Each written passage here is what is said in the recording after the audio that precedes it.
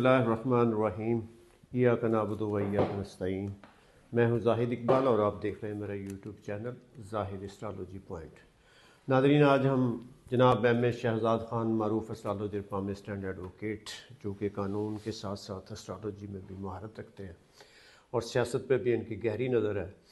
तो आज हम जिन पॉइंट्स को डिस्कस करेंगे इनसे और इनसे इनकी राय लेंगे या इनसे एस्ट्रोलॉजी का जो पॉइंट ऑफ व्यू वो लेंगे, वो है कि जनाब चीफ़ ऑफ डिफेंस फोर्सेस के हल्फ लेते ही फैसल वाडा ने धमकी दी है कि इमरान खान को माइनस किया जाए वरना पूरी पीटीआई को माइनस कर देंगे। इसी तरह इलेक्शन कमीशन का भी बयान आ गया कि उन्होंने बैरिस्टर गौहर को चेयरमैन मानने से इनकार कर दिया। तो जनाब एम ए शहजाद ख़ान, अस्सलामु अलैकुम। वालेकुम अस्सलाम। बिस्मिल्लाहिर्रहमानिर्रहीम। इन्नल्लाह यामुरु बिल अदली वल ihsan। बेशक अल्लाह हुक्म देता है इंसाफ करने का और एहसान करने का। जी तो खान साहब, क्या ये पेशावर जलसे का रिएक्शन है कि इलेक्शन कमीशन चेयरमैन उसको मानने से इनकारी है, फैसल वाडा माइनस करने पे तुले हुए हैं? बिस्मिल्लाह। फैसल वाडा किसकी ज़ुबान बोल रहा है?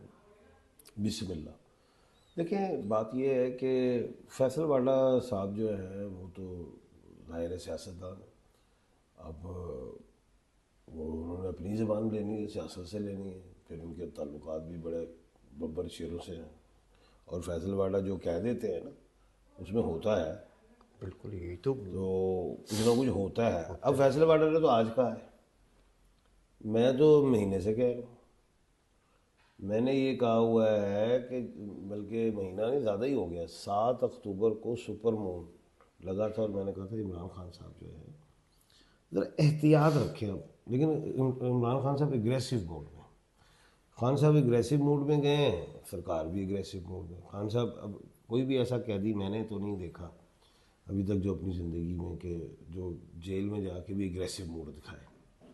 लोग माफ़ी मांगते बाहर आ जाते हैं, खान साहब नहीं आ रहे, क्योंकि वो 1/12 के खाने के मालिक हैं।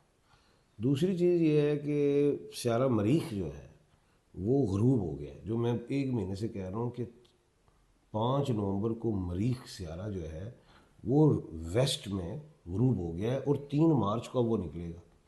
इमरान खान साहब नेम के एतबार से वो मरीख स्यारे के मालिक हैं और मुश्तरी उनका दोस्त है, स्यारा है, जो वो रेक्टोग्रेट है, उसने 11 मार्च को सीधा होना। पंगा ये पड़ गया। जो मैंने सितारों में रह के बात करनी है कि सितारे मुझे ये समझाते हैं कि खान साहब 3 मार्च तक तो फंसे हैं बुरे। कल भी मैंने आपके प्रोग्राम में कहा था, बेशुमार प्रोग्राम में कहा था कि अब पीटीआई पे वज़न आएगा, वज़न पड़ेगा मुश्किलात का। पीटीआई को भी आएगा, खान साहब पे भी आएगा। खान साहब पे तो आइए आ सकता सज़ाएँ आएंगी, क्योंकि सज़ा तो बिल्कुल तैयार पड़ी हुई है तोशा खाना 2 की। सिर्फ वो हाई कोर्ट में एक बेल, वो जो ज़मानत, उन्हें साथ ही सज़ा देना। तीसरी चीज़ जो है वो भी जीएसक्यू वाला भी मामला है। अब बात ये है कि सख्ती तो है। अब आपने कहा जी खान साहब को माइनस करो, फैसल वाला कहते हैं होंगे तो फिर पीटीआई चलेगी। अब मैं ये कहता हूँ कि खान साहब हैं तो पीटीआई, खान साहब नहीं है तो पीटीआई नहीं। तो ये तो जमात ही खान साहब के लिए है और खान साहब में इतनी पावर है, वो जेल में बैठे हुए कह देते हैं इसको हटा दो, जैसे अली मीन को हटा दिया, इसको रख लो सुहेल अफरीदी को, जो मैंने कहा था ये आ जाएगा। गो के सरकार को पसंद नहीं था लेकिन वो आ गए। लेकिन साथ ही मैंने कहा कि सुहेल अफरीदी एक पावरफुल नहीं है, 1/3 के खाने के मालिक हैं, उनको वो पावर नहीं आएगी। सुहेल अफरीदी के आने से पीटीआई में मुश्किलात में इजाफा होगा, वही हो रहा है। सुहेल अफरीदी खुद भी नहीं मिल सकते, ना वो पीटीआई को चला सकते हैं और ना ही सुहेल अफरीदी खान साहब को बाहर निकाल सकते हैं। अब ये देखें, जब से सुहेल अफरीदी आए हैं तब से पीटीआई जो है मुश्किलात का शिकार ज़्यादा हो गई है। ठीक है, सज़ाएँ भी आई और भी आई हैं ना, जैसे वो कोई कौन से अयूब हैं, गौहर अयूब, उसको इश्तिहारी करार दे दिया। वो और भी हैं, वो आने भी थे, ज़ाहिर है उन्होंने सिलेंडर नहीं किया था अदालत में, क्योंकि सिलेंडर करते फिर आगे बात होती, उन्होंने इश्तिहारी करना था। एक वो खातून भी हैं, वो भी हुई थी, इश्तिहारी हुई हुई। तो खैर अभी आइंदा आने वाला टाइम सख्त ही है। केपीके में जो गवर्नर आज की बात थी, वो मैंने कहा था कि जो सितारों में तो ये है कि अभी मुझे नज़र नहीं आ रहा, लेकिन अगर ये जो हैं ये सुहेल अफरीदी अगर ये सख्त गुफ्तगू पे गए तो फिर लग जाएगा। लेकिन कल की तकरीर में अब मुझे पता नहीं उन्होंने कौन सी गुफ्तगू की है, लेकिन वो ज़ाहिर है चेक करेंगे सारा कि क्या सा बोले हैं क्या है। लेकिन अभी लग नहीं रहा, लेकिन एक तलवार लटका दी है सुहेल अफरीदी पे कि बच्चे जे तू हुन कुछ कीता ते असीं तो पा देंगे लम्मा। लम्मे से मुराद क्या है? वो केसों में उलझा देंगे, फारिग कर देंगे इसको। केसों में उलझा देंगे ना, जहाँ से फिर वो उड़ा देंगे। वो ये है चक्कर। तो ये चीज़ है, अभी खान साहब मुश्किलात में है जी। कल खान साहब मैंने एक खबर पढ़ी है कि बहुत सारे लोगों के नाम इन्होंने कल ECL में भी डाल दिए हैं, हाँ, मुश्किलात जिसमें बहुत। अच्छा मुझे उसमें एक बात की समझ नहीं, शेख रशीद को क्यों अब PTI से क्या तरलक, उसको भी शामिल कर लिया इन्होंने। देखिए, शेख रशीद साहब जो है वो उनका ताल्लुक बड़ा मजबूत था इस्टेब्लिशमेंट के साथ, और जैसे ही वो PTI में वो आए, शमूलियत हुई, तो वो जो इस्टेब्लिशमेंट के साथ जो पुल था ना वो टूट गया। हालांकि बहुत ज़्यादा वो अच्छे रहे, कोई करप्शन नहीं मैंने देखी। वो 16-17 दफ़ा वो मिनिस्टर रहे। मिनिस्टर है। बहुत बड़ी बात है ये, इतना मेरे ख्याल से पाकिस्तान में ये रिकॉर्ड नहीं है किसी के पास। नहीं किसी के। तो मेरे अच्छे बड़े भाईजान हैं, फिर मेरी ये बड़ी हमदर्दियाँ उनके साथ हैं, लेकिन अच्छे आदमी हैं, क्योंकि मैंने तो उनको बड़ा पढ़ा भी है, देखा भी, हाथ भी देखा मैंने उनका, तो 20 दफ़ा देखा है। तो मुझे वो कहीं से करप्शन नहीं नजर आई। मुल्क के लिए बड़े वफादार हैं, सारे ही हैं, बल्कि उलझ गए हैं सियासतों में आके। वो सियासत ही हमें ऐसी सिखा दी गई है जो हमने किताबों में नहीं पढ़ी। सर दूसरा, इलेक्शन कमीशन ने भी गौहर एजाज को चेयरमैन PTI मानने से इनकार कर दिया। देखो कितनी बड़ी अपसेट है। अब कानून, मैं कानूनदान भी हूँ, कानून को देखो तो इलेक्शन कमीशन ने डंडा उठा लिया, जहाँ जहाँ वो मार्जिन देता दे देता, क्योंकि अब इनकी मुश्किलात का टाइम है। तो अब तो हुकूमत हो, सरकार हो, जो भी इदारे हो, वो तो हर जगह देखेंगे कहाँ कहाँ से इनसे मिस्टेक हुई है, गलती को गलता बना देंगे। अब जाहिर है वो ये कहते हैं ना कि आप सिलेक्टेड है, इलेक्टेड नहीं है। वो ये कहेंगे election commission, intra party election होता है, उसमें नहीं हुई वोटिंग, सिलेक्ट हो गए, तो उन्होंने पंगा डाल दिया।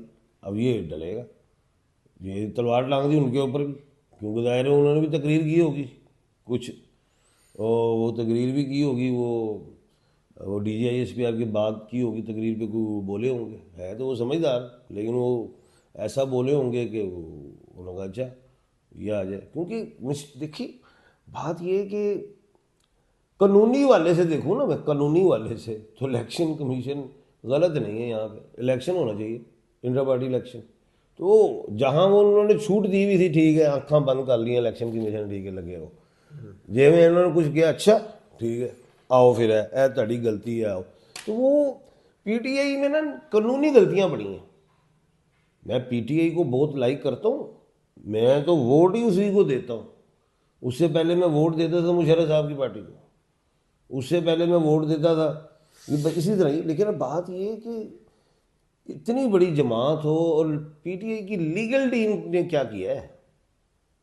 लीगल टीम को चाहिए ना कि ये क्या गलती है, ब्लंडर आ गया कि जी वो इलेक्शन कमीशन ने क्या कहते हैं कह दिया कि जी आप फारग हैं, फारग कर भी सकता था।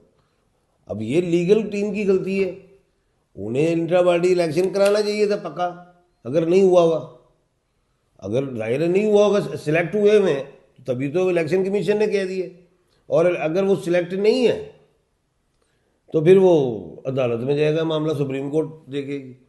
अब सुप्रीम कोर्ट में फिर आप कहेंगे जी हमें नहीं, हाँ, आपने फिर आईनी अदालत बना दी वो मामला आएगा उसमें जाएगा। लेकिन अगर गलती यहीं पे है तो इन्हें फौरी करा लेना चाहिए। गौहर क्या नाम है, बैरिस्टर गौहर साहब पे भी तलवार आ गई। अच्छा, इसके बाद खान साहब इन्होंने कौमी अच्छा, ये सारा कुछ क्यों आ रहा है, ये मैं फिर रिपीट कर रहा हूँ, मरीक स्यारे की वजह। एक इशारे की वजह से इन्होंने उसका कौमी असम्बली का क्या कहते हैं, अपोजिशन लीडर का नोटिफिकेशन नहीं किया अभी तक, सेनेट के अपोजिशन लीडर का अभी तक इन्होंने नोटिफिकेशन नहीं किया। कल इन्होंने मेरा ख्याल है को तीसरा खत लिख दिया। वो कोई आतिफ नाम है, क्या नाम है लड़के का जिसके लिए इन्होंने मेल खत भेजा है?